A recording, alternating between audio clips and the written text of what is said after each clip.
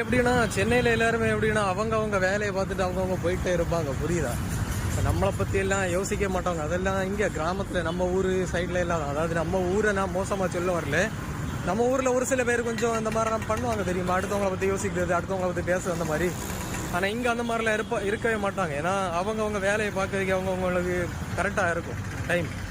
இப்படி தான் இருக்கும், பயங்கர பிஸியாக இருக்கும், பயங்கர டிராஃபிக்காக இருக்கும். ஈவினிங் ஒரு 5 மணிக்கு அப்புறம் எல்லாம் இப்படி தான் இருக்கும். அதுக்கப்புறம் வந்து காலையில் ஒரு 8 மணிலேருந்து 9 மணி எல்லாம் இப்படி தான் இருக்கும்.